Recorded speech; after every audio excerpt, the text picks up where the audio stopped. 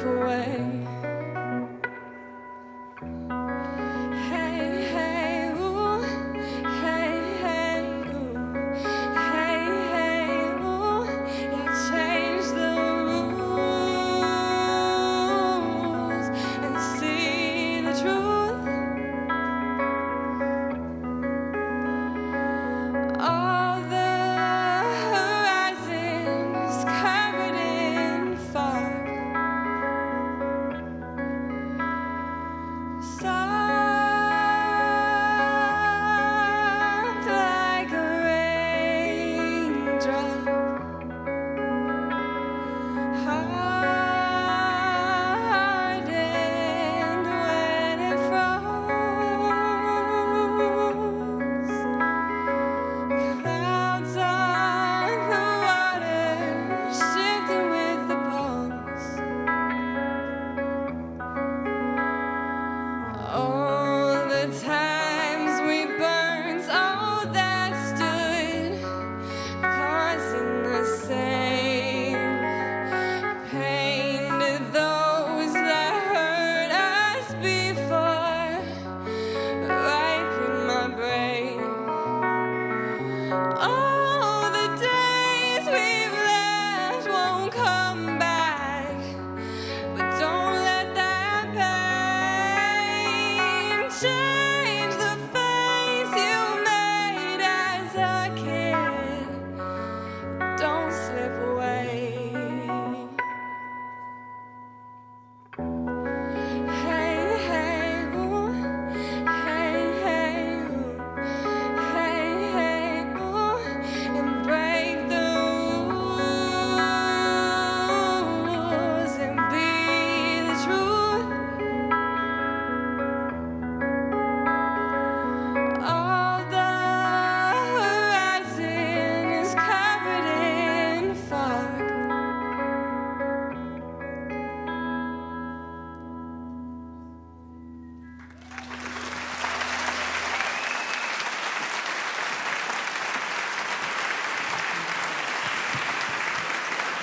Hi. Ooh, loud. I'm Stephanie Curtis. I'm the program director for NPR News. Thank you for being here tonight. We've got a full house. It's fantastic to have everyone here. We wouldn't be able to have this season of Talking Volumes if it weren't for our sponsors, our season sponsors, Bremer Bank and Becker Furniture World, so big thanks to them. And we wouldn't be able to do this if we didn't have members of Minnesota Public Radio and subscribers of the Star Tribune. So thanks to everybody out there who's a member or a subscriber. We really appreciate it. I've been asked to say that masks are recommended but not required here. Backstage, everyone's wearing masks. I was happy to be able to take mine off for a little bit. I'm going to slip it back on. I would like to ask Tim Campbell from the Star Tribune to come out here and join me. Tim Campbell, hello. Hey, Steph. What have you got for us? Just how great it is to see you all here in a packed house. The fall is in full swing now. It feels like I'm going out every other night. I hope you all feel comfortable out there. It's a whole brand new world, but our art scene needs your support, and we're grateful that you're here with us tonight. Coming up in the Star Tribune on Sunday, Lori Herzl, our books editor, has an interesting column talking about how supply chain issues that have affected so much of our lives have affected the publishing industry. And her message is basically, if you want to give a book for your holiday present, you might think about buying one now. So be sure and visit our friends out there in the lobby. Do some panic book buying this weekend. Exactly. Thanks for the tip, Tim. And we'll have reviews of the new book by Elizabeth Strout and the latest from Grey Wolf Press as well. So please check us out at the Star Tribune or on startribune.com. Thanks for being here. Thank you. All right, without any further ado, let's bring out Kerri Miller, the host of Talking Volumes. Hey, everyone. Thank you for coming. Oh my gosh, every time we come out, more and more of the masked and the mighty show up. So thank you, thank you. It is such a pleasure to be here in person. I was just talking about this backstage. To be able to do this sitting, next to a writer and have all of you here and hanging on their every word. It's wonderful. So thank you for supporting Talking Volumes. I want to make sure you know how important that is. There is a boy named Billy in Amor Towles' new novel who has dreamed his way through a book he cherishes. And the book is called A Compendium of Heroes, Adventures, and Other Intrepid Travelers. And he has read this book at least 25 times. At the end of the book, there is a chapter called You, where the reader writes his or her own heroic adventure. So it made me curious about what our guest would say about the twists and turns of his own heroic adventure that brings him to this stage on this night with all of you. And so we're going to talk about that, and we're going to talk about heroic adventures in general. So please give Amor Towles the warmest of welcomes to the stage of the Fitzgerald Theater for his new book, The Lincoln Highway.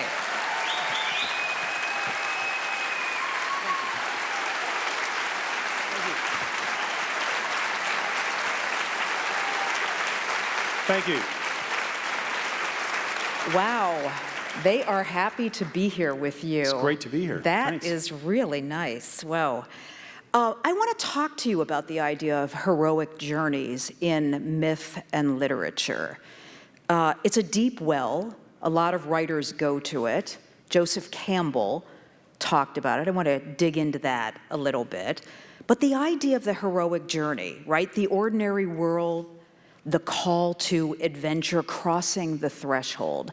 I'd like to know how you thought about the structure of the myth and the journey and the adventure as you conceived of this novel. Okay, wow, that's a heavy start. Right, we might as well dig right in, don't you think? So, and I guess I should say as a quick sort of opener that for me, when I've been writing since I was a kid.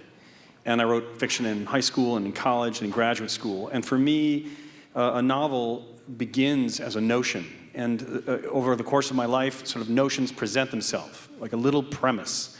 Like, a man gets trapped in a hotel for a long period of time, And I'm like, yeah, that's kind of interesting. And when that happens, I within minutes, there's a few things I know very quickly. So like in the case of A Gentleman in Moscow, I was like, it's going to be in Russia, and he'll be an aristocrat, and he'll be sentenced to house arrest in a fancy hotel, and right away. It's going to take 30 years.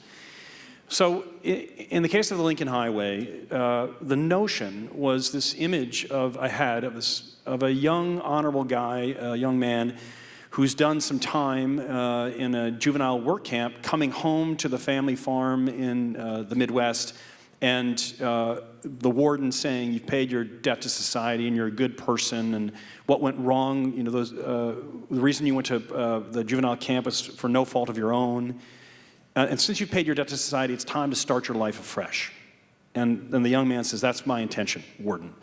And when they arrive, it turns out, when the warden drives away, that two friends from the work camp have hidden in the trunk of the warden's car, and they have a very different sort of vision of what the hero's future should be. And this is the notion I had.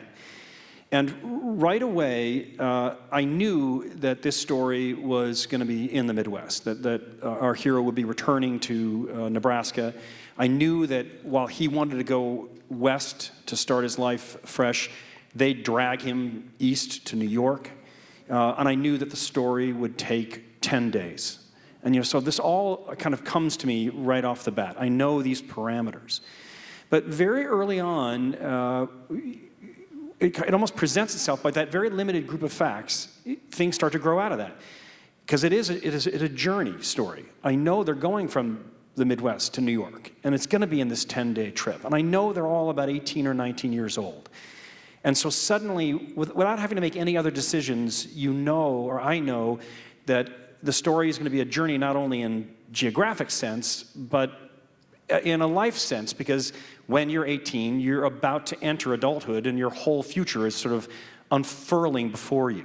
And so the next step from there is again, very straightforward for me, which is that the journey story is pretty much as old as storytelling. Right. And we go all the way back, and the Odyssey, Homer's Odyssey, is a journey story, and Don Quixote is a journey story. The Aeneid is a journey story. The Bible is jam-packed with journey stories, and so and the Exodus right there at the beginning. So it seemed very natural that I had this vision that the main character, who's 18, would have an 8-year-old brother. His mother is long gone. His father has died while he's away. And he's going to have to take care of his younger brother. And that's his main focus. And that the boy would have this book that he was obsessed with, which is Abacus Abernathy's compendium of adventures. And this book would have 26 chapters with 26 heroes in it. And it would start with Achilles, for A, and it would go right down the alphabet, to covering different historical figures or figures from mythology and history, but one with the letter A, one with the letter B, one with the letter C. And so all of a sudden, as I say, the mythic content starts getting woven into the narrative very naturally. So it is kind of this process of you start one place and you're adding things to it, and pretty soon you have to include those mythological stories. Right. I mean, what's remarkable about it is this was intentional, right? I mean, I thought he took all of the elements of the mythic journey, and he basically created a contemporary 1950s story with all of those, because it just tracks so closely to all those different experiences and chapters. I think that I think the answer to your question is yes, and that in a way, maybe this is to a fault, but when I was writing Rules of Civility, about a young woman in 1938 New York, I was aware of the fact that the films of the 30s, which have been a great influence on me, would be heard in that narrative in some way. And I think that influenced the way the dialogue is written in that book to some degree. When I was writing A Gentleman in Moscow, I was very conscious that I wanted the front half of the book to feel like a 19th century novel, because the main character was born in the 19th century and is sort of a well-educated aristocrat and loved Tolstoy and the other great 19th century novels. So I wanted it to feel that way. And so in this project, yes, I think you're right, that knowing that these mythological stories are going to be a component of the narrative itself, and knowing that it is thematically a book about a journey, you can go a step further and say that, well, how do I want the tone of it in some way to capture aspects of those mythological stories? And what are those aspects that are going to include it, and in what form? And that becomes a question for me that you just solve partly through planning, but largely through the writing process itself. One of the things that Campbell says about myth is that they basically tell us how to live. They show us that somebody has been on a journey, and this is what they learned about themselves, and this is what they learned about the world. And that is such a through line in this novel. Yes. I mean, these boys are all having experiences with one another and bringing them back to try to figure out how they want to be and who they want to be and how they're going to live. Exactly. And the way I think about that, or I've come to think about that having finished the book, to tell you the truth, wasn't the plan. It's kind of looking back saying, oh, right. But I think about our common experience, which is, I think it's a common experience, which is that if we think about our lives between 0 and 16, let's say, that during that phase of our lives, we are receiving information all the time from our parents, from school, from the church, from the community around us, from culture too. But much of that information that we're receiving from our parents and school and the church and the community is about trying to shape who we are, trying to tell us what is right and what is wrong, and what aspirations we should have, and what limits we should have, and how we should think about the world around us, how we should behave towards others. All this information is being passed to us, and a lot of that also comes in the form of stories. whether that's our parents telling us about their youth or their parents, or it's, the church through parables, or the school through history books and novels. That's the means by which, to some degree, that shaping is taking place. Now, you get to 18, 17, 18, 19, and suddenly we all go through this moment where we're realizing, wait a second, I'm the one who's in charge of defining all of these things that everybody's been so actively trying to define on my behalf. I'm actually in charge of that, and I can decide, who I am and what I want to do with my life, what I'm capable of, what is right and wrong. Those are decisions that I can make. Now, at that moment in time, I think that some of what has shaped us from our youth, either consciously or unconsciously, both is happening. Some of that we embrace and decide to integrate into our thought about ourselves for the future. Some of it we reject. Either of those things can happen. You can have a kid who says, I want to be just like Dad, and you have a kid who says, I will never be like my father. Those both happen. And as I say, in some cases, there may be an unconscious version of that. So what this book is very much about is that moment in the lives of these characters, where the 3 18 to 19-year-old boys, there's a 19-year-old young woman, they are at that moment where they've received all these stories and inputs, and they have the models of their parents, but they are feeling the freedom and the responsibility of beginning to craft what they want to make of their own lives. And part of, I think, the pleasure for me in writing the book, and hopefully for you in reading the book, is that these 4 characters have very different inputs. The kid who grows up on the farm in the Midwest is very different from the second most key character, Duchess, who grows up in lower New York and whose father was a failed Shakespearean actor who ended up doing Shakespearean monologues on the vaudeville stage and became a drunk and sort of a con man. And Duchess grows up in that community. And so those are the stories that are influencing him, which are the lives of these sort of decrepit vaudevillians and his father's Shakespearean monologues. That's what he has, where Billy the young boy has his mythological stories, and Sally uses the Bible, as the foundation for a lot of her thought process. Some of which she agrees with, and some of which she doesn't. But that's the narrative she uses. So each of the characters kind of have their own framework. I just want to ask you this, given what you just said about how these boys, what this period of their lives is going to mean, and how they're going to take in what their father has given them or not. Was it essential that you would remove the parents from the stage to launch this? Why did that make you laugh? Well, I make it because as I sort of sketch out right at the beginning, this is what's going to be, these are the characters, and Mom is long gone, Dad's going to die. And I don't really think about it as, exit, pursued by a bear, parents, it was true in Rules of Civility as well. Yeah. Katie is kind of an orphan in many ways. Her mother abandoned her, so I guess I have mother issues, I guess. But and we can get into that some other time. But no, we'll get into it tonight. Great. Yeah. Luckily, this radio signal does not reach Naples, Florida. There's always streaming. Yeah, right, exactly. All right. Oh, well. Okay. Where was I? You were, I wondered if you had to... I like the orphans. So you're right, it is, and why is that?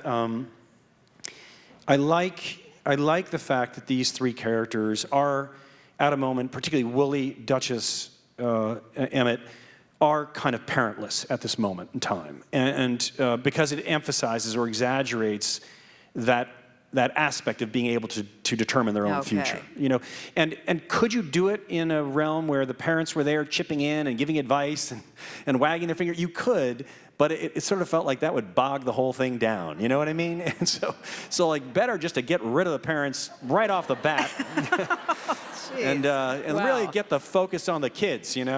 So I think that's what happened. This book that I mentioned at the beginning that you've just described, that Billy carries as the boys set out on their journey, tells the story of all these mythic heroes, none of them women. That's right. Am I right about that? No, in fact, the book, it's basically an adventure book for boys. And so I imagined it in the 1950s that, yes, it is clearly sexist, but that's what to its time. It is a book written for young boys, and it is role models for young boys in a 1950s mindset. And so they're all male heroes in that case. And so many of those heroes, as I thought about this, are alone in the world, which is the mythic journey, right? Yes, it's part of the epic tradition that the heroes tend to be alone, even when they're in the company of others. If we think of Ulysses, he is isolated from his family. He's trying to get home in the Odyssey. He has a whole crew, but it's clearly his problems that we're focused on, and the crew is kind of helping at a time, and then they get in his way at a time, and eventually the whole crew dies. Sorry, that's a spoiler, by the way. and if you don't know that by now, that's your fault. You should know that by now. Call it like you we should see know it that here. by now. But at any rate, so yes, Homer's he's winnowing away the crew. One problem after another, and the crew's getting smaller and smaller until it's just Ulysses himself. And I think that yes, that's a part of emphasizing that. That sort of what Aristotle eventually said is sort of an ideal of storytelling. Now, in the modern era, many people have attacked, and appropriately, the Aristotelian model. Aristotle said, all great stories, you have an individual at the center, and it's in a set period of time, relatively short period of time, and the individual goes through, faces a crisis and has his epiphany, and that's all stories are that way in essence. But people have appropriately said, well, that's a very specific, first of all, it's a guy's story. Yeah. That's guy storytelling, And what if a story had 100 different characters instead? And that those characters were equally important. A narrative can exist like that too. And world culture is full of narratives of that kind as well. So I don't want to suggest by any means that the lone individual is the only story. But clearly in the Western tradition, it's a very important thread in the way that storytelling has evolved. And right through the novel, as well. And if we think of, many of the great novels are built around individuals like Anna Karenina or Madame Flaubert. That's two guys writing about women. But, but even at the heart of Toni Morrison's great work, very often there's an individual that we are particularly focused on, like Beloved, let's say. So that there's something natural, I think, for the way that we take in stories to look at a story of an individual. It's in a way easier for us to take it in, to encompass it, to befriend that individual, to feel what they're going through, to imagine the world through their eyes, and it gets harder if it's suddenly, 16 characters on equal footing. Right. The other thing I really couldn't wait to talk to you about was, I feel like in your different novels, you are working out what nobility is. Yeah, that's something that interests me, I guess, yeah. Why? That's another good question. I think that one of the things that interests me, I guess, is in the notion of nobility is that there's how we behave towards others, and there's doing the right thing, and these are different things. And I'm very interested in how individuals grapple with that, which is, how do I present myself to the world? How do I achieve what I want or what I think I'm capable of or what I think I deserve? How do I respond to the needs, concerns, or demands of others? And all that stuff is happening in our lives all the time, and it's influencing the decisions we're making and what we're saying and who we're hanging out with, and all those things are happening in very fast pace. And yet, and behind that is this constant sort of question of are we people who do the right thing? Are we honorable? And do we live up to the best in ourselves?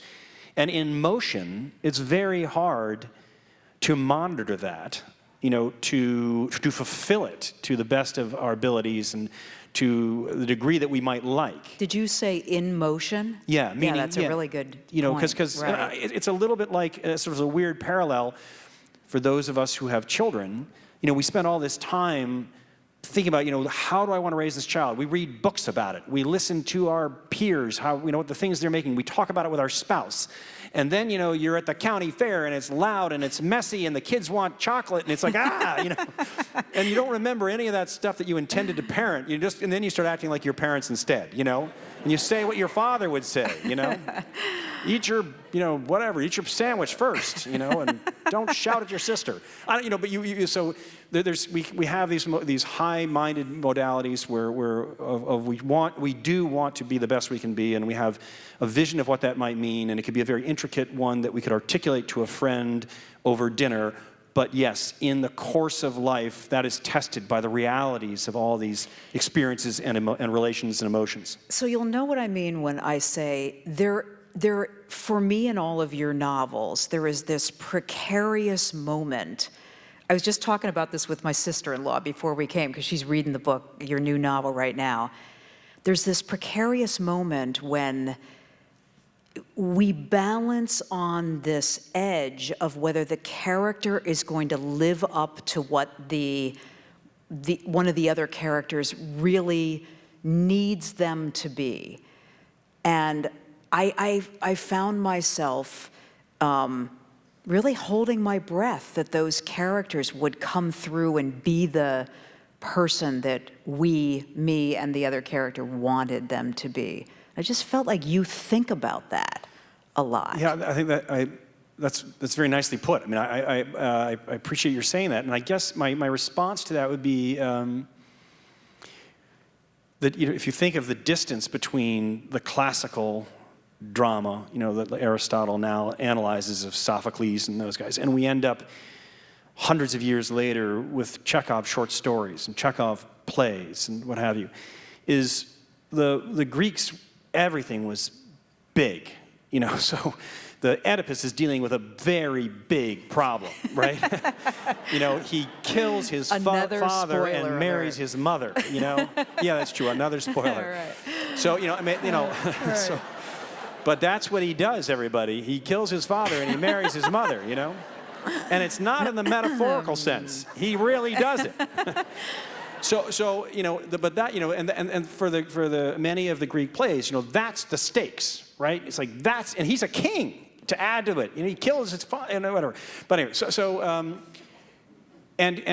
he's looking at Sophocles is looking at using what is a very big grand stage to look at very human things, pride, overweening pride. Emotional relationships, parenting, the responsibility to the kingdom, these are, or responsibility to our fellow person. So Sophocles is interested in things that we would all relate to some degree, but he is doing it in this big grand stage. But as I say, 100 years later, you get to Chekhov, where Chekhov is like, well, my story is going to be, the whole events are only going to last over the course of a few hours. It's going to be in 1 or 2 rooms. There's going to be like 3 people.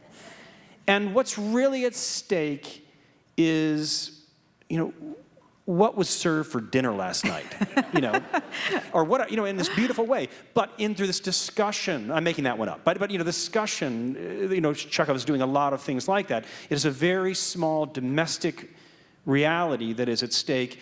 And through that, we see the emotions and the relationships between the other people. So what I like about what you said is yes, I think that in Lincoln Highway there are, and maybe in my work generally, there are these moments where these 2 things are meeting, where I want you to feel the stakes of, that Sophocles is building into these huge moments. Yeah. But it's going to happen on a much smaller stage, as it were.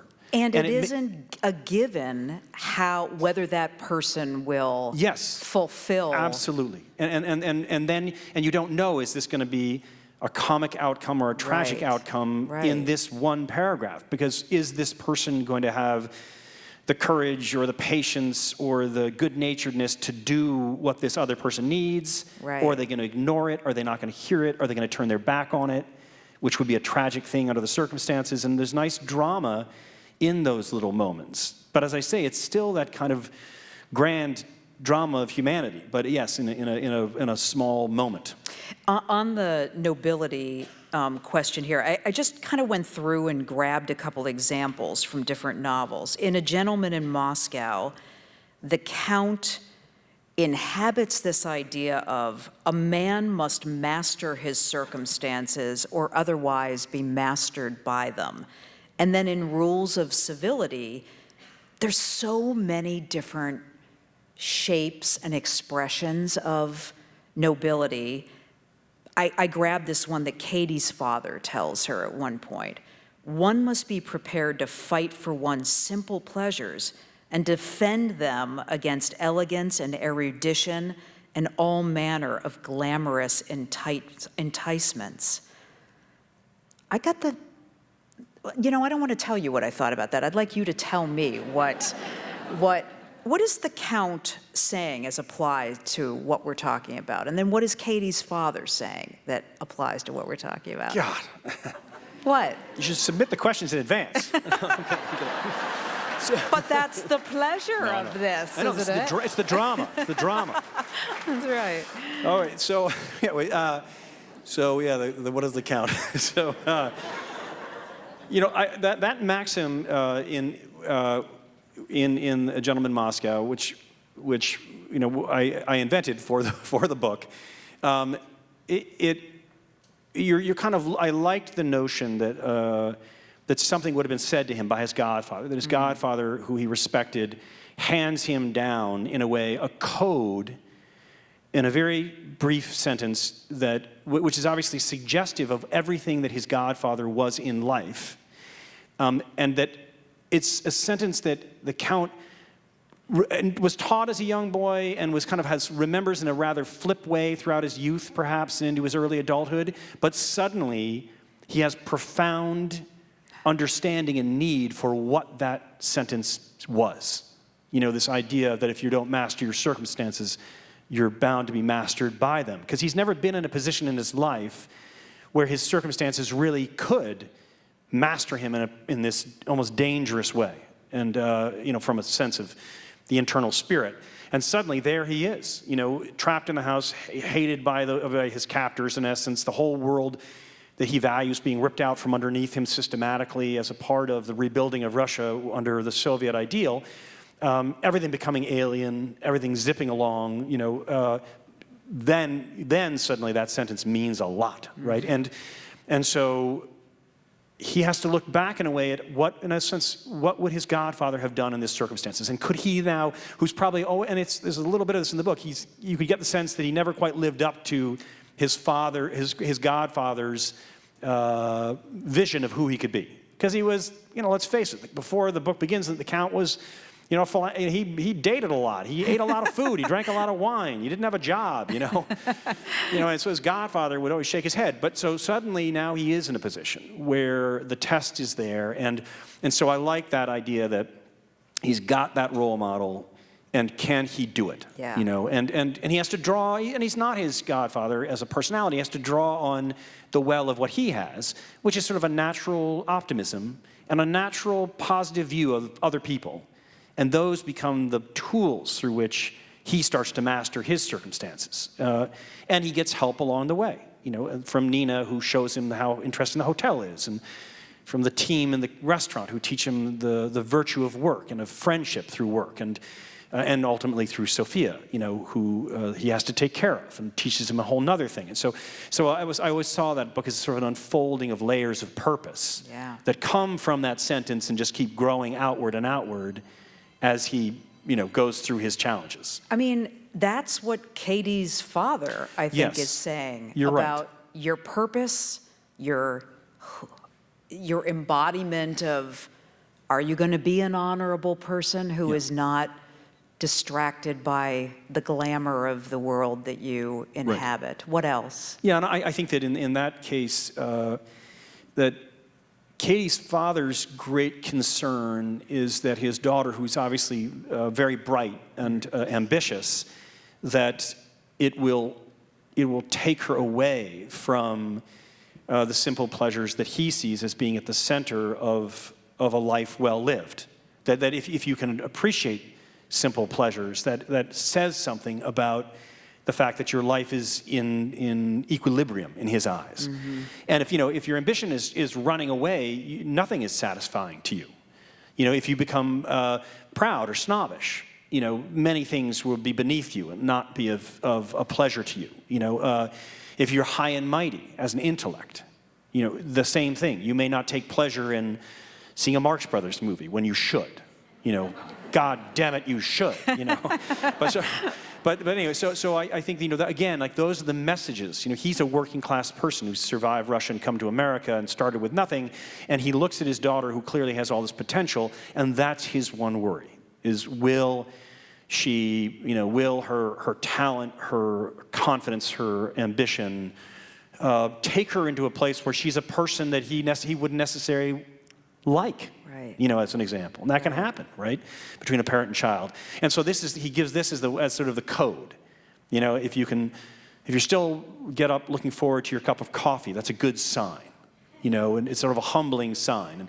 And so she remembers that. And again, I sort of think, like the Count, she probably doesn't really understand what that means as a piece of advice the moment. Yes, until she's in the thick of her situation in Rules of Civility. Maybe you could just, how does she come to understand that? Oh, gosh.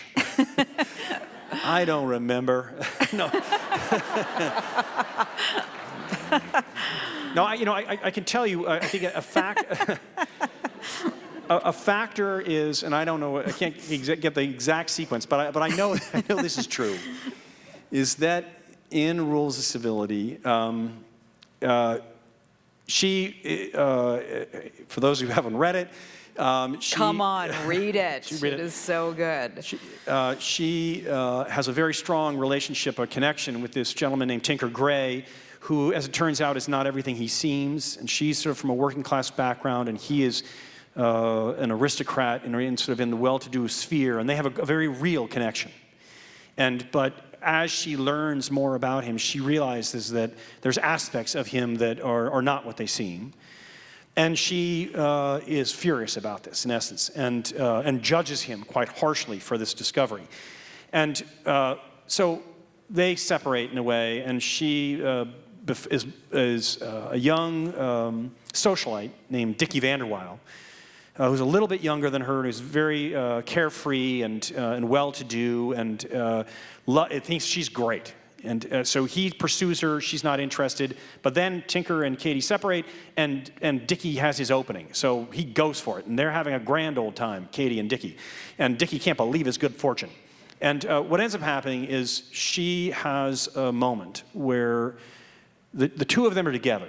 She's been shaken by a piece of information that's beginning to make her rethink the way she's behaved towards Tinker. And Dickie finds her in a church in St. Patrick's Cathedral in New York. And they go out to the steps in front of St. Patrick's Cathedral, and they sit down.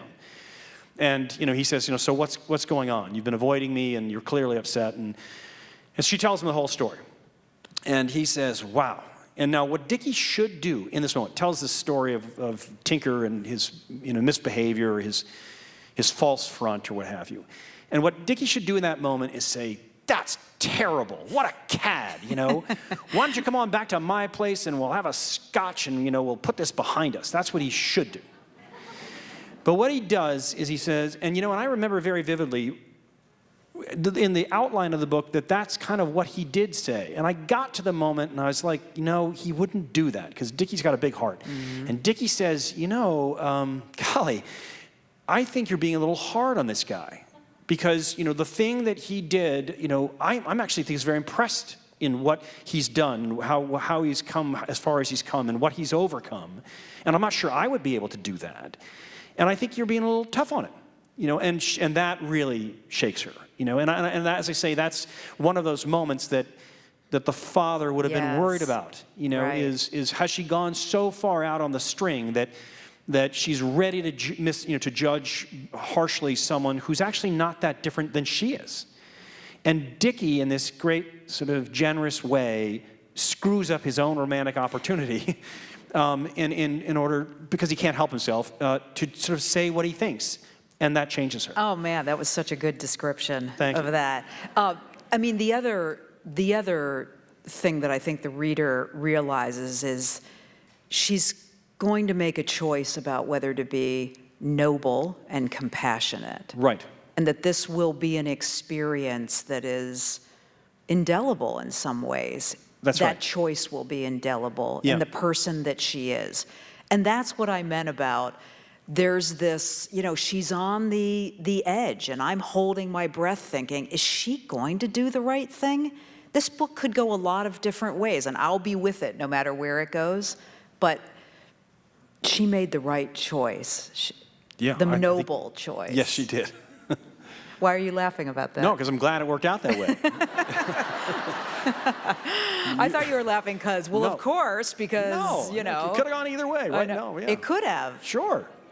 Did it? Yeah, it went the right way. No, did it go the other way for a while? Well, no, I think from a writing, as I say, I'm an outliner. So, and what I do is when I have this notion I described at the beginning of our conversation, and the experience for me, and the best way I can describe it, is when I have a notion that I think is really promising. It is. I have what I call the sort of.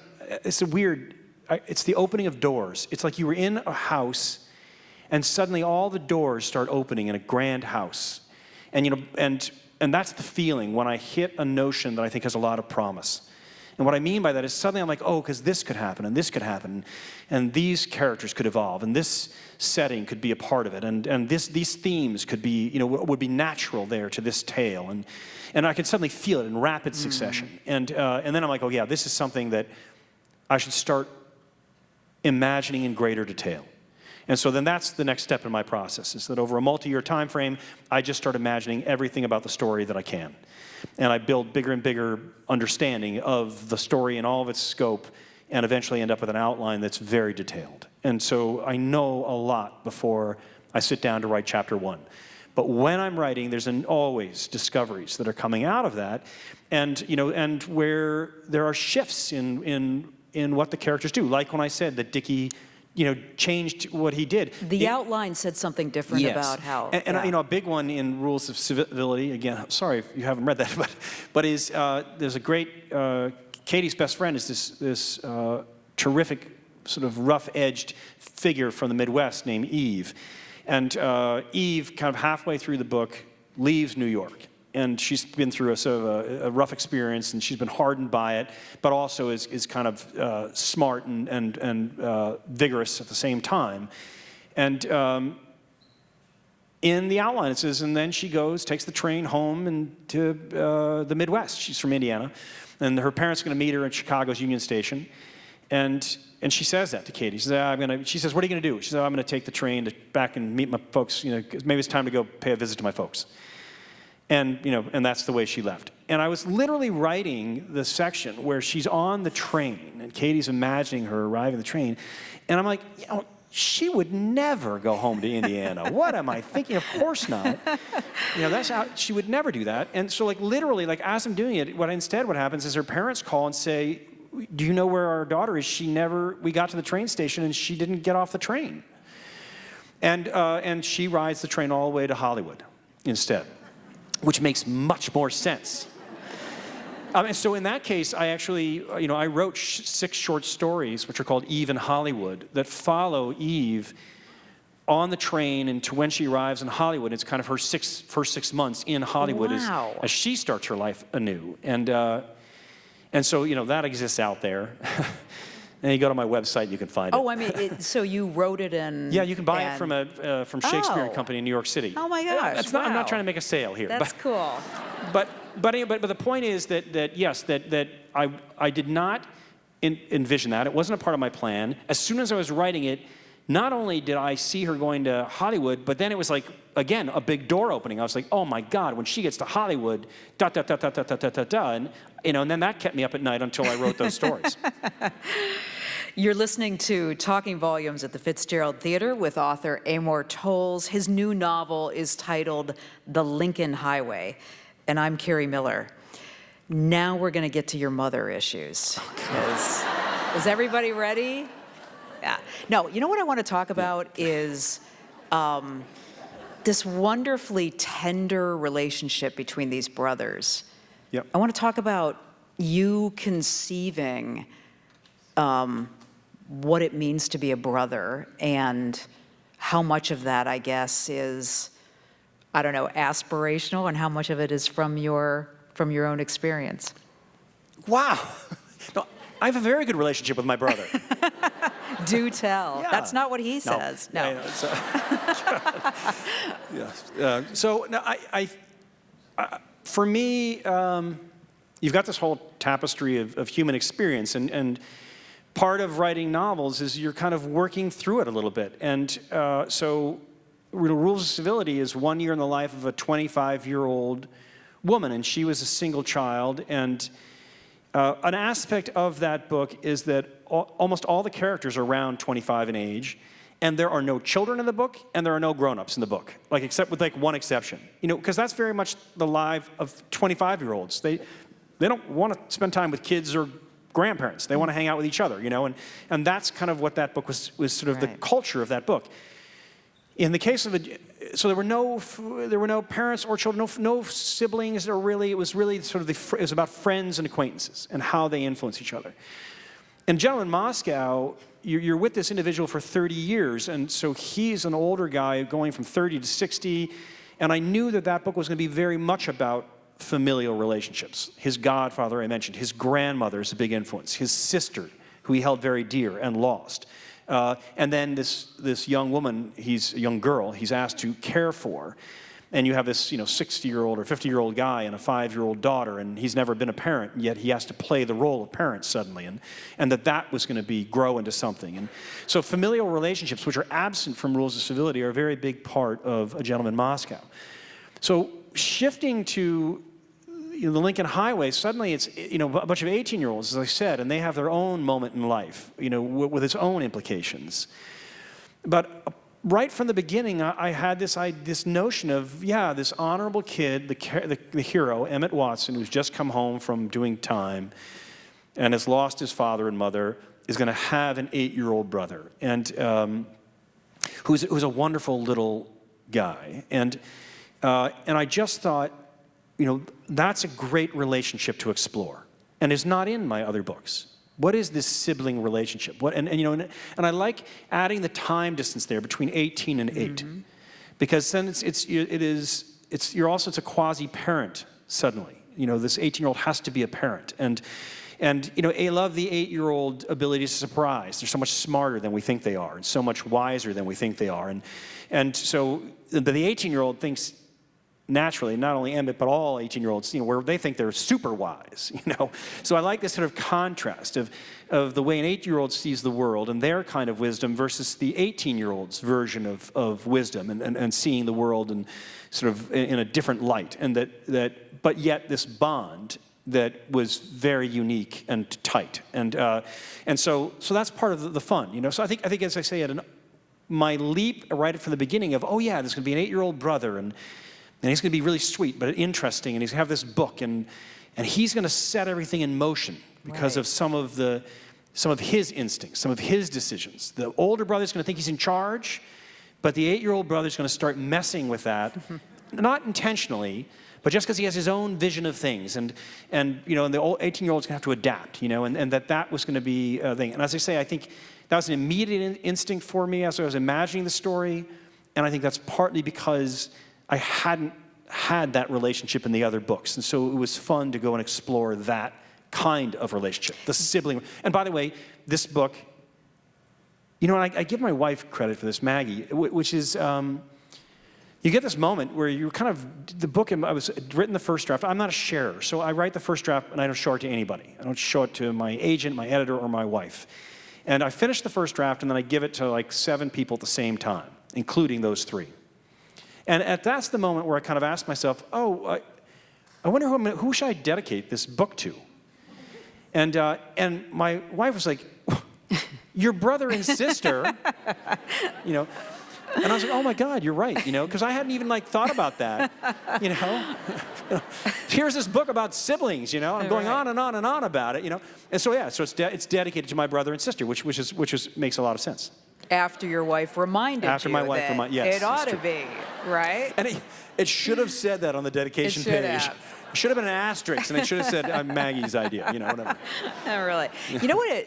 The nature of their relationship made me wonder if you had read some of the newer research about how instrumental siblings are in the development of empathy and compassion. Some researchers would argue as much as parents. And Yeah, you just got this so right with the way what the research is finding about this.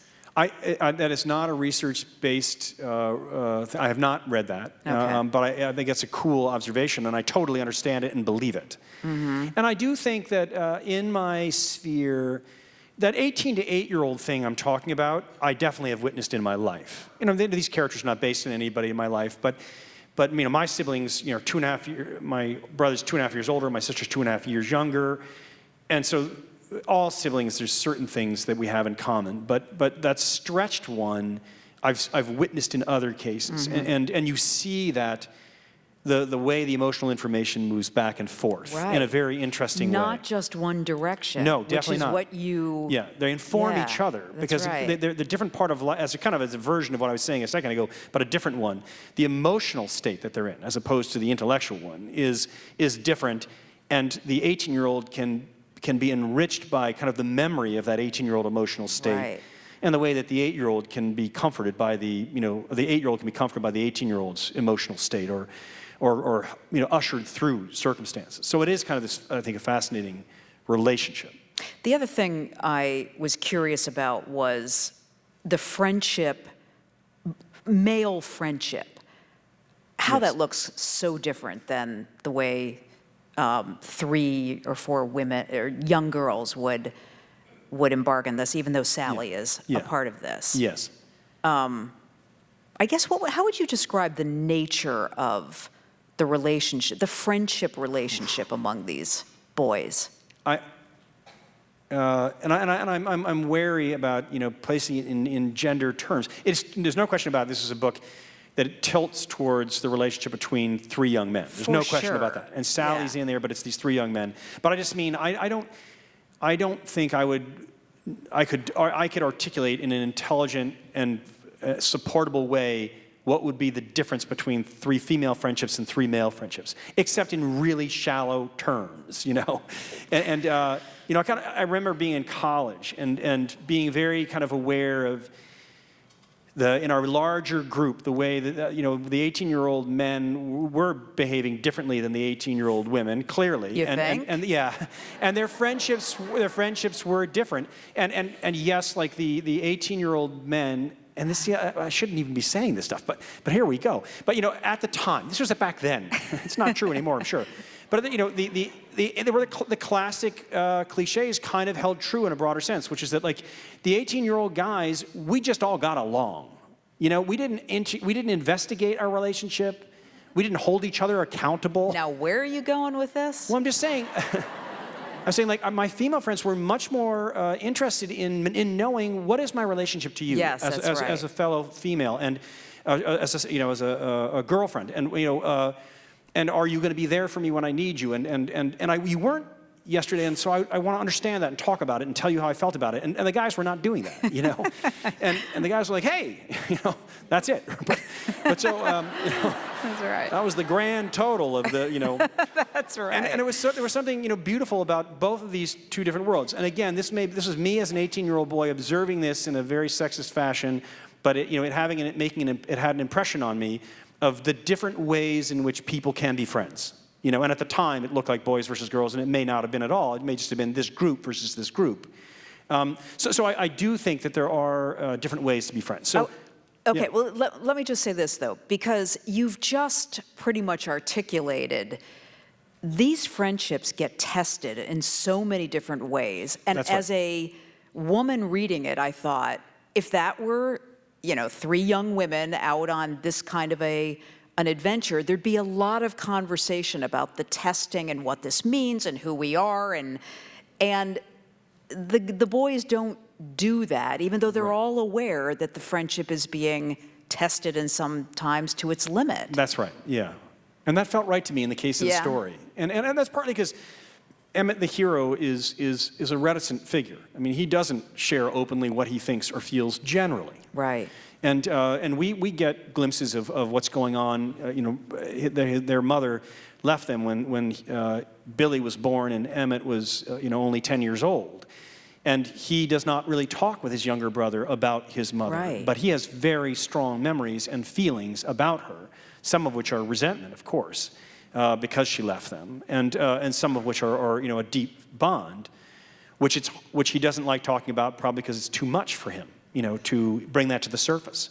And he's trying to be a protector to his brother. He's going to need to start their life, to get a job, to get them safely to another place, to build a home together. So again, I think his instincts sort of fend off these sort of emotional investigations. And so then you have to kind of build that into the narrative and into the way he sees things, the way he talks, the way he interacts with others.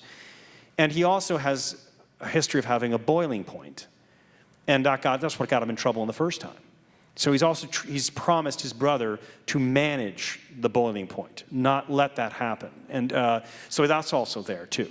As he's getting frustrated with his friend Duchess, he's constantly in the back of his mind remembering that I got super angry once and there were terrible repercussions. Right.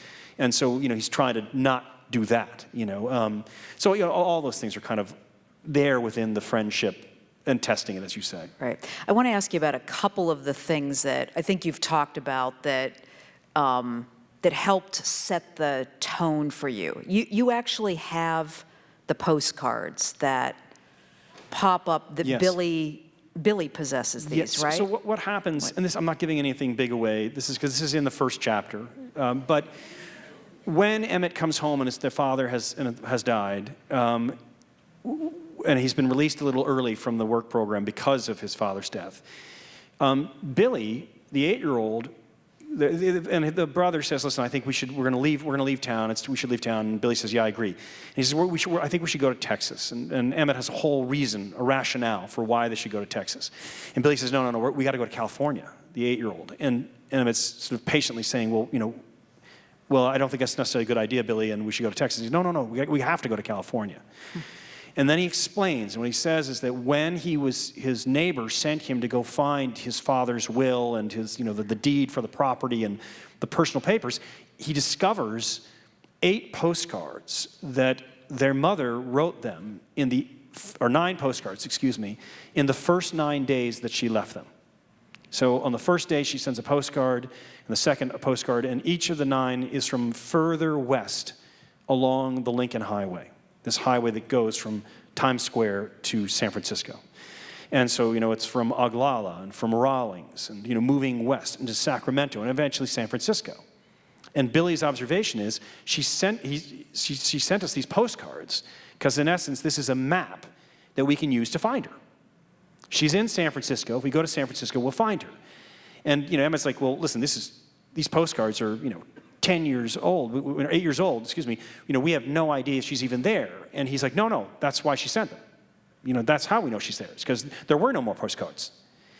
So that's his argument. Now, as I kind of came up with this notion that this would be kind of a part of the narrative, I thought to myself, it'd be kind of interesting to see those postcards for me. And, that's a great thing in the modern era. You're like, old postcards?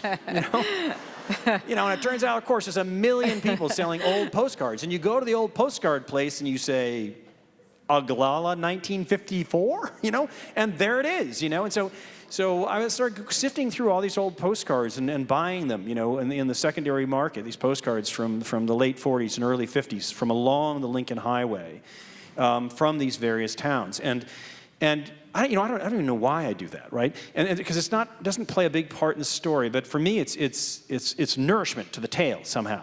And when Emmett receives them, I knew a kind of note to myself, we're gonna see the first 2 cards in detail. And I was like, they might as well be real cards. So I order a bunch of cards, they come, I choose the 8, and the first 2 postcards that you hear him describing in his head, I own those 2 cards, Wow. and Yeah, so, cool. and so they're like kind of this weird, like an archaeologist finding something from the past, and and it kind of has its own energy to it that you get to steal or co-opt as the author and kind of try to put into the book. One of the things that people sell are postcards that were actually written by people long ago. I mean, are the postcards you have, do they have writing on them? More than half have the actual writing on them, sure. How much time did you I did not. I did not. I should have. I didn't. I didn't use but yeah. No, but how much time did you go through reading the little notes that people... I didn't. Wow. Isn't that so weird? You're right, because it seems like exactly what I should do and what I would have done. And it's what I'm going to do as soon as I get home on Friday. Yeah, right. No, I am. Right. You also built a soundtrack that we were talking about downstairs, which, oh my gosh, you introduced me to some great new music. Do you do this for the novels as a and it's whole? sort of weird. The soundtrack that is being described is a little weird because I did it for Rules of Civility, for the fun of it.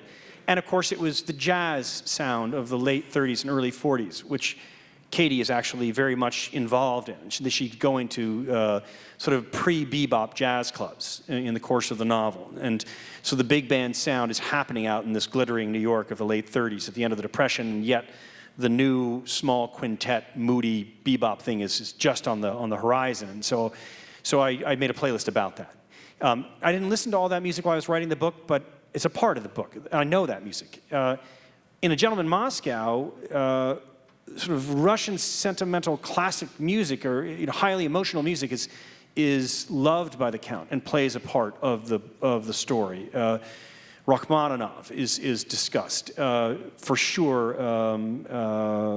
The Nutcracker is discussed and loved by the Count greatly. Chopin is discussed, not a Russian, but and so that was the playlist that I made for A Gentleman in Moscow. And but again, it wasn't necessarily the music that I listened to while I was writing the book.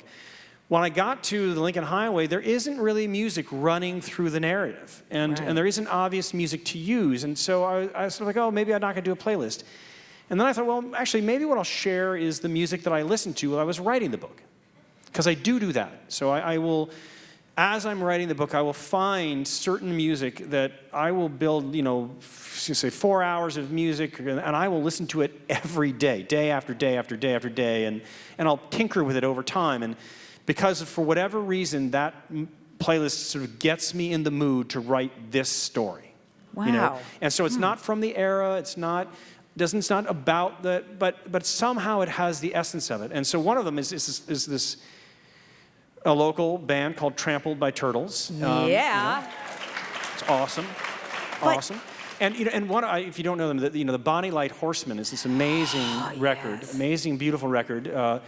And what they kind of share is they're very spare, but they feel very American in terms of, and the Fleet Foxes is one of the bands that I used here. And there's something about it's very emotional music. It's a little bittersweet, and it's very spare. You get the sense of small towns in some of these songs, or of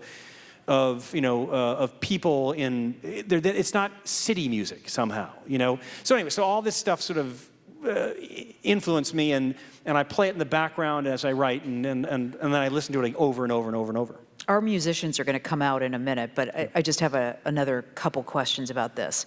I mean, what I thought, as I clicked through and listened to the music, there was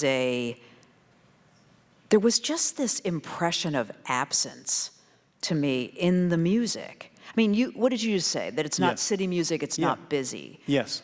It felt like there could be silence in this music, and then I would be kind of filling it. Does that make sense? Yeah, and I think that's exactly what I was trying to say. That's another way of putting it. I think that's exactly right.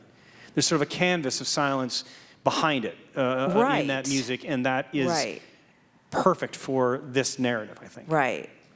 Stephen King, I've never forgotten this. Stephen King sat here on the stage and said that he listens to screaming metal music. Which is amazing. That's crazy. Wait, you've heard that before? I have, and which I can't imagine doing that. That would be very disorienting. So, isn't that weird? So, when you have completed the novel, is the soundtrack pretty much finished? I've listened to it a lot.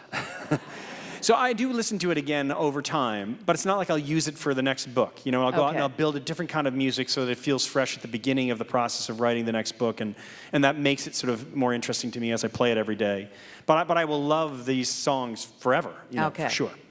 Yeah, they will have a real emotional memory absolutely. for you. Absolutely. I'm curious about one other thing. Do you read specific work while you're writing, or is most of that done kind of heading into the experience of writing? What I do is, very often, is leading up to writing the book. So while I'm still designing it and thinking about it and outlining it, I like to go and read some novels that were written at the time and ideally set at the time that I'm going to work in.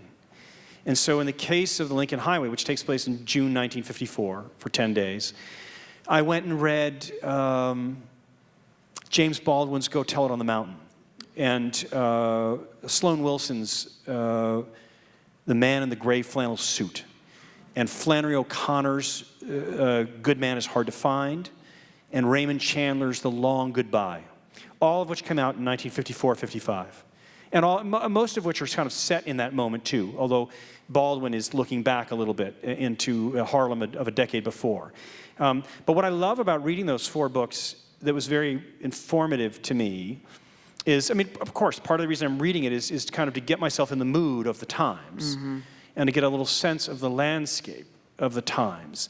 But what's interesting about those 4 books is that, you know, Baldwin's writing about Harlem, you know, Flannery O'Connor's writing about the Deep South and these, you know, morally ambiguous, you know, rough tales. Raymond Chandler's The Long Goodbye is kind of his greatest work. It's late in his career, late in the life of Philip Marlowe's as a character, and it's I think it's his longest book. It's his most psychological, but it's in L.A., of course. And then you have the Sloan Wilson book, which was very popular and big in the 50s, The Man in the Gray Flannel Suit, which was about the boys who returned from the Second World War, finished their degrees, and ended up like working in gray suits with fedoras and riding the train from Greenwich, Connecticut to Midtown Manhattan, and having a martini with their wives every night, but secretly living lives that were not somehow full. And you know, it's a huge precursor to Matt Weiner's Mad Men, you know, for sure. And so as I say, these 4 books written at the, you know, all very American masterpieces, all coming out at the same time, totally different versions of America with a very different narrative tone. So what I love about that is having said that, I read these things to inform me. It wasn't like, oh, these 4 books sound the same and I'm going to sound that way too. Got it. It's the opposite. These books sound totally different. And so somehow I have to create something which is also going to sound very different, but is in harmony with this America of this moment, you know. So did Willa Cather's work figure in at all to this? So I'm in a book group, as we were talking about earlier, and we read projects, and not long ago we read a series of Willa Cather books. I had never read Cather at all. And and I was already in the process of designing this book, and when I opened up O Pioneers, and she opens it with this poem about you know, the sort of the rough landscape, the rough and beautiful and demanding landscape of the Midwest, but she kind of ends it, and I think the last sentence is, against all this, you know, there's this list of all these things which are both beautiful and challenging, like the weather and the sky and the soil and the work and all these things. But in the last sentence is, against all this youth. And I was like, wow, you know? And that was like a gift. Because I was like, I'm about to write that book. You know? So that poem it's her epigraph, and then a portion of that poem, she wrote a poem and uses the epigraph of O Pioneers. I took a portion of that and used the epigraph of the Lincoln Highway, which was nice because of obviously she's from there and wrote about Nebraska too. Right. Is there anything about your mother I haven't asked you about that? We're going to get to that in the Q&A. We'll hear a little bit of music, and then we'll have microphones out in the audience for the Q&A.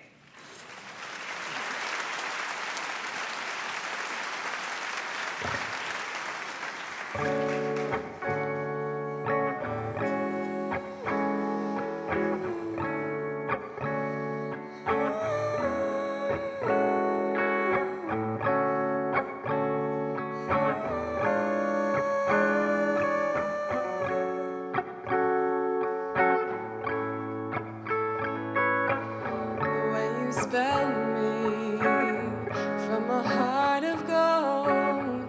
Give me Godspeed, floating down the road.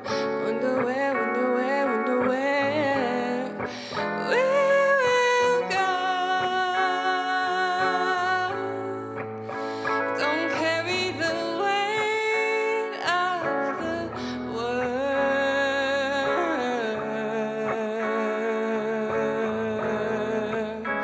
All wrapped in snakes, let me go. Don't bury the weight of the world.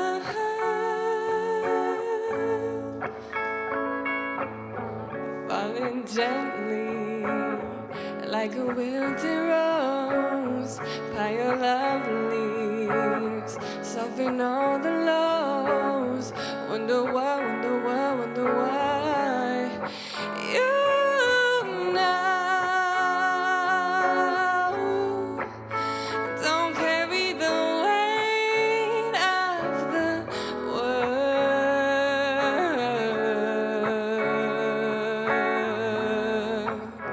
All wrapped in snakes, like your curse. Don't bury the weight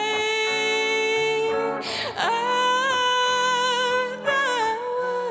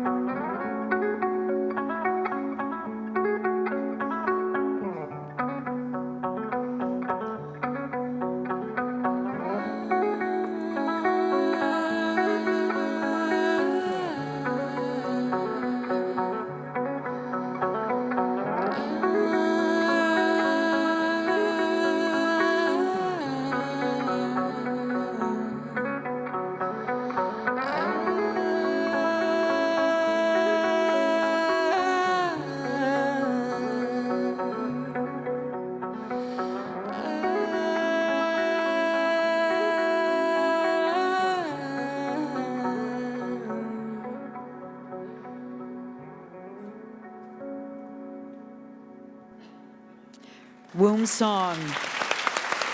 Thank you. Thank you. Thank you. Beautiful. Thank you. All right. Questions from the audience with the microphones right over there. So just raise your hand if you want to, ask a question. Great.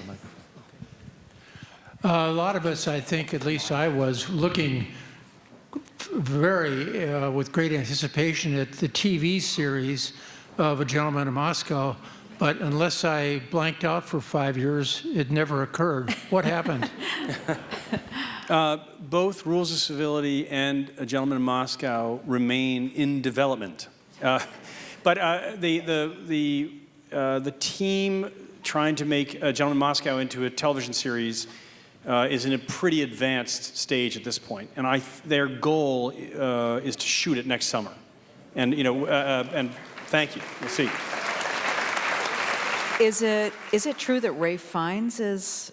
No, Kenneth Branagh is the actor who's attached. Oh my gosh! Wow. You never know, until they set a production schedule, whether or not it's going to fit his calendar or not. But yes, he's the one who is attached to it, and we would hope to shoot next summer and see it as soon as in a year and a half. Where are they shooting? Do you know? Their intention is to build a set in probably Eastern Europe, but they'll build the hotel in essence, or parts of the hotel. Wow. It's exciting. Right over there. Hi. All the talk about music, I have to tell you how much I enjoyed the Christmas song you wrote for the Monkees and ask you about that experience. Wait, I'm sorry, what is that? You wrote a Christmas song on the Monkees album, didn't you? Did I write a Christmas song on the Monkees album? I thought so. It's got your name on it. No, definitely I did not, but I love that. I love that. Well, that's it for me then. No, sorry about that. Yeah.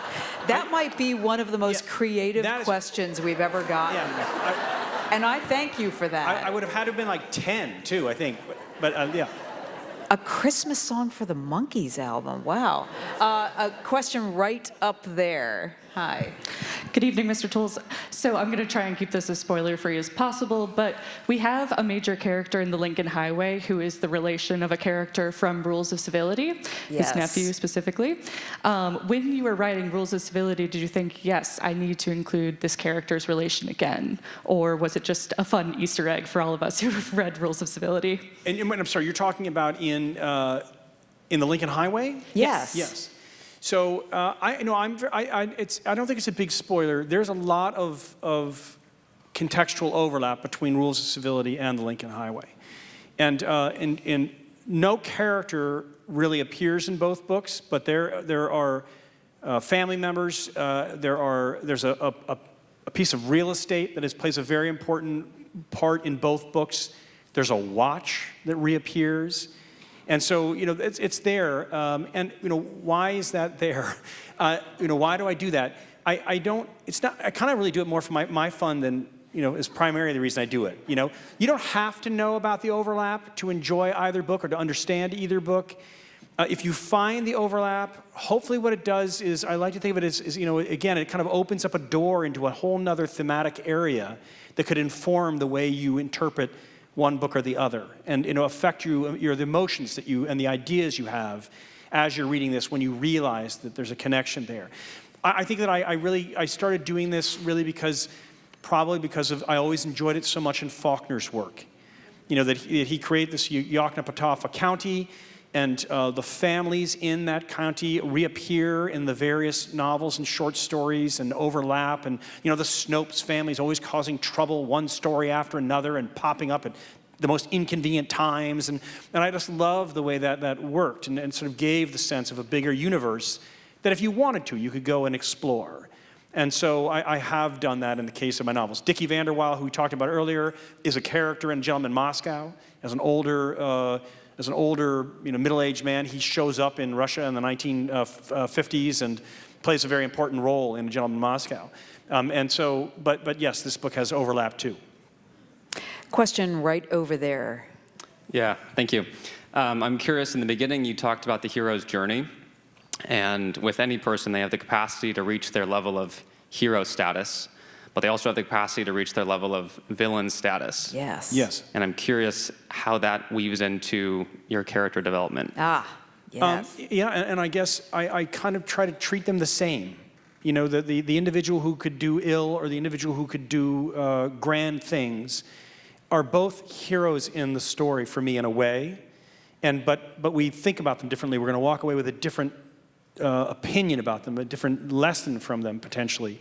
And one of the most interesting things about this book, for so far, is that because it is told from 8 perspectives, but the 2 central perspectives are Emmett Watson and the Duchess, this figure from New York who's led a rougher life and has a more shifty sense of morals than Emmett. And so there's a very different, there's a moral divide between them. Clearly, from the perspective, from our perspective. One of the most interesting things that has happened to me as the book has sort of come into the world is to see which character people connect to. So, Duchess, the one who's a little dangerous, a little off, I cannot tell you how many people go, oh, of course, I just love Duchess. And I'm always like, well, that's revealing. I know a lot about you now, whereas people are like, oh, of course, Emmett, it's all about Emmett, so that's a very, and I love that that's the nature of and I think that if those characters were created too much, too heroic, too villainous, right, you wouldn't do that. You wouldn't have a situation where different readers can come in and say, I have aligned myself with this guy, because I like how he's a little fast and furious, and that guy I find to be, painfully moral, But somebody else could be like, I value Emmett's integrity, and I connect to that, and I aspire to that, And so I like to have it be a bit of a mix. Question right over there. In the spirit of characters, what I've found when I've read your books is the way the story unfolds or the plot is secondary to the characters in the story or the plot, and that becomes the reason I'm lost in the book and I don't want it to end. So I'm curious, as you, or if you read for pleasure to get lost in something, who are some of the authors that allow you a sense of getting lost, and what makes you get lost? I'm almost 57, and so I have read, I have fallen in love with many, many authors and schools of authors and approaches to writing in the course of my life. Because I wanted to be a writer since the time I could read, which was in first grade. That's really when I decided I wanted to be a writer. And so my whole life has been read, write, repeat. And so over the course of my life, I have fallen in love with, Joseph Conrad and Faulkner and Edith Wharton and Tolstoy for sure, and Dostoevsky, and they're very different. I love them equally. Wharton and James, are very different. I love them both. But then, I fell in love with Marquez and the schools of magical realism. I love the fabulous of Italy, like Italo Calvino. I love the crazy, experimental, moody writers from France. Whether it's Robbe-Grillet or Duras, and all this super intellectual narratives in which nothing happens. I mean, you think my books don't have plot? You should go read their books. But for each of these writers, I've both been inspired and energized and taken something away, and I like working with something like the Lincoln Highway, where different aspects of different types of writing are being brought to bear. In the case of A Gentleman Moscow, and I said the first half of that book is very much like a 19th century novel. The second half is very much like a 50s spy novel. I'm a big John Le Carré fan, and I'm fascinated how he does what he does. And so I'm interested in taking these different approaches to writing and exploring how they can bring a story to life. And you're right, I don't worry too much about, my starting place is not, I want it to be exciting what happens. That is not my starting point. And, although that would be great if it happened. My starting point is sort of, as I say, this notion, some weird premise, and then trying to bring the people to life in a three-dimensional fashion. That's my goal. And then this is, the important nuance is, for me, is that what that means for me is that getting the language of who they are right. So that as you read A Gentleman in Moscow, you should be hearing, hopefully, his personality, his experience, his foibles, his, what is great about him, what is limited about him is coming through the language, through the syntax, through the imagery, through the poetry of his language. And it's very different than the reading Rules of Civility. Because the language and the poetics and the semantics and the syntax, all of that, the structure of that are an extension of her identity. Mm-hmm. So the challenge of the Lincoln Highway, and I think what makes it interesting and hopefully fun for you as readers, is that each of the 8 perspectives I mentioned, hopefully you will read as very differently. You will hear the difference. And when I get that right, what I think to myself is, if I can get that right, then I think that if I can have them drink a cup of coffee for 2 pages, you'll be interested, Because you're getting into the head of somebody and you're like, oh my God, that's the way that guy drinks a cup of coffee. I know that person so much better now, and there's satisfaction in that, and there's insight, and there's an enlightenment that comes with that. And so I don't care whether or not, a plane crashes, or whatever, Can we take a couple more questions? And I do want to say this. There are signed books. Because of the pandemic, we're not doing the usual signing like we would do. But Amor signed a bunch of books, and they're for sale out there for subtext. So I would hope you'll go out and buy some. Okay, question right up there. As a person who hasn't read Lincoln Highway yet, I apologize for that. You can tell me to shut up if you want to. But I'm confused about why Sally isn't Sal. So much of the discussion has been about relationships between brothers, boys. How did Sally turn out to be a female character instead of a male character? She was always a female character. I mean, I didn't change it. I always had this notion that the girl next door, Emmett, would know her, and that they would have had, she would have had some interest in him. My father grew up in St. Louis, and so I spent a lot of time in Missouri as a young person with my grandmother and my aunt. And I suppose to some degree Sally is also kind of a tribute to sort of a certain kind of tough Midwestern sort of pre-feminism feminism that I saw in my own family. The kind of person who's like is doing a lot of the work. God damn it, And so I'm not going to be told what to do.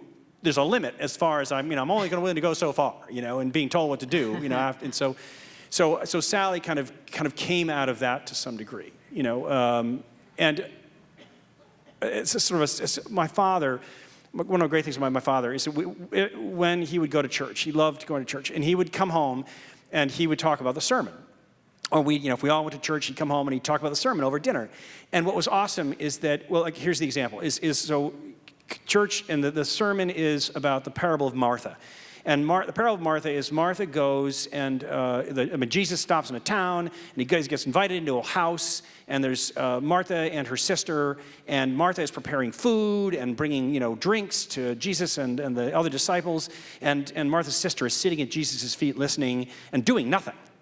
And Martha kind of expresses her dissatisfaction to Jesus with this situation.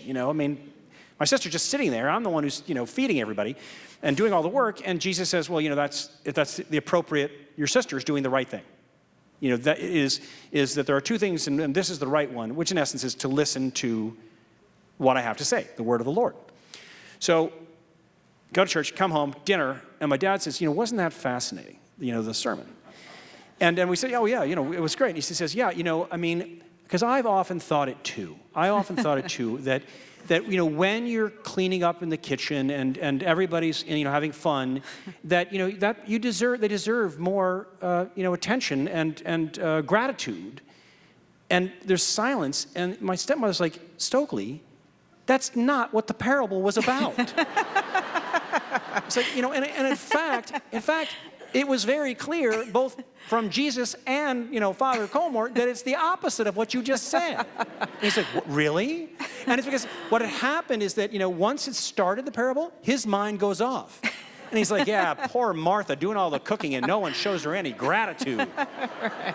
I'll say, and he just stopped listening.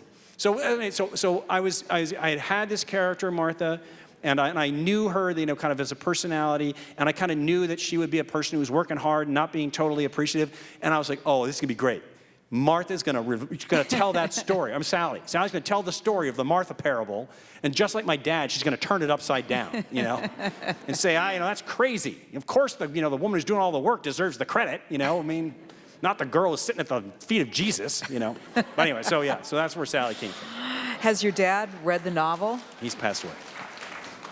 Did your mother recognize that stepmother recognized I don't the think whole... my mother's read the book yet. See, there you go. Really? We're back at that. Yeah. I've gotten the morsels I was looking for. Yeah. What's with that? Yeah, really. What's with that? Yeah, no wonder. A question right over there. Amor, I have about 5 questions here. No. What do you think of your time in Minnesota? Yeah. Have you spent time here? And do you enjoy it? Will it be used for inspiration in a future novel, which we all hope will come soon?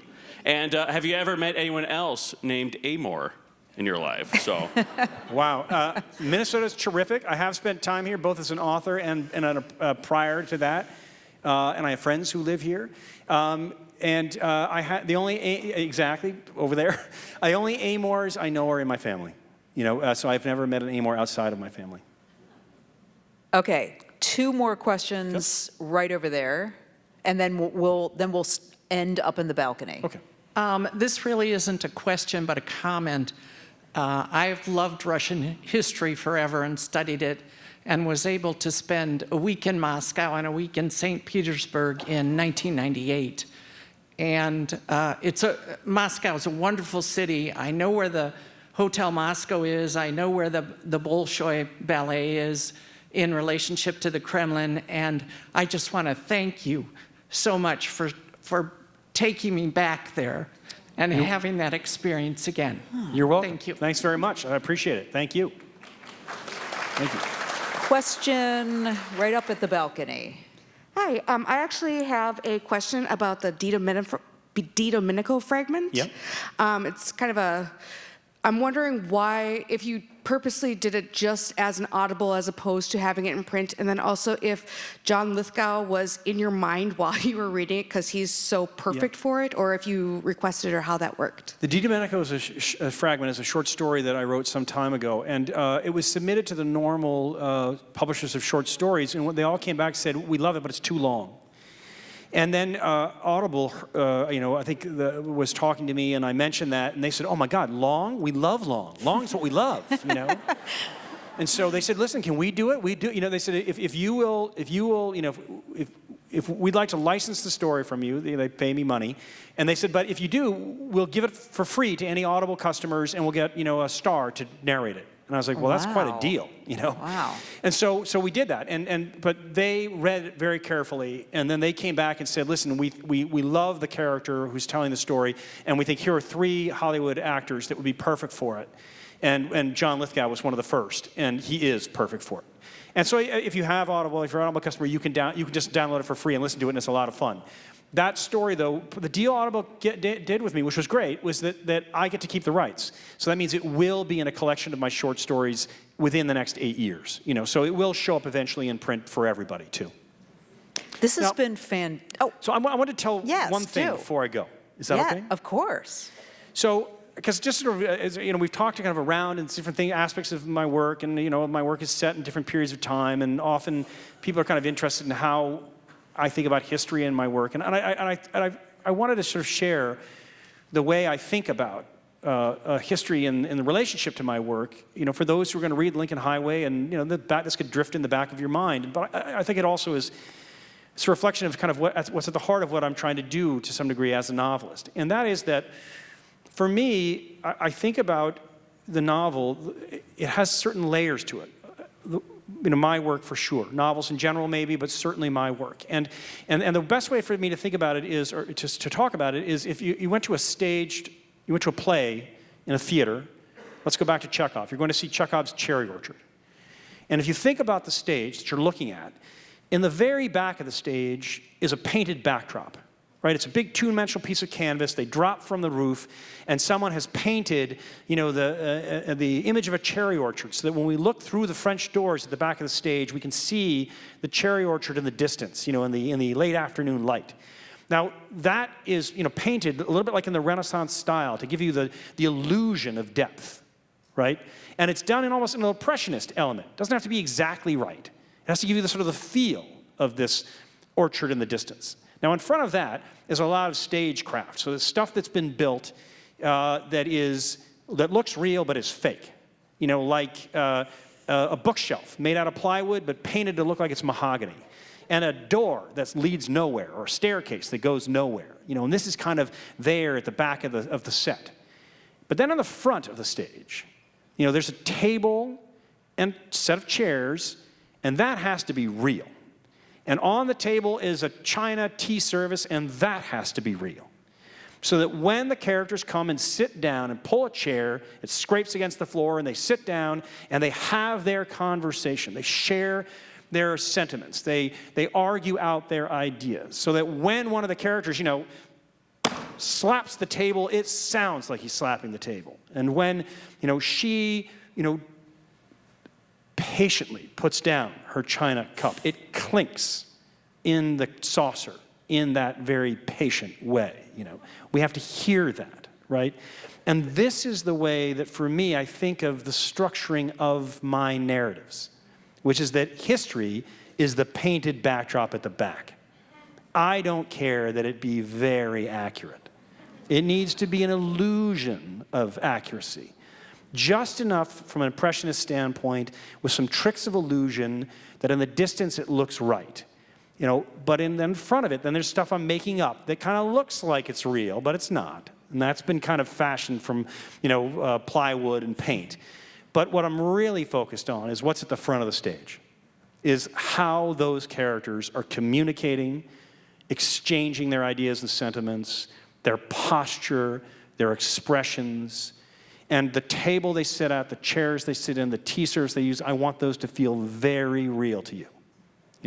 And this is the way that I kind of construct the world of the narrative, and then with all the thematics kind of rolling around behind it. But anyway, I thought I'd share that. Wow. This has been wonderful. Thank you. Thank you very much. Thank you. Please come back. I will, anytime. Thank you. Thank you. Lovely. Kerri, thank you very much, my interviewer. Thank you all for coming.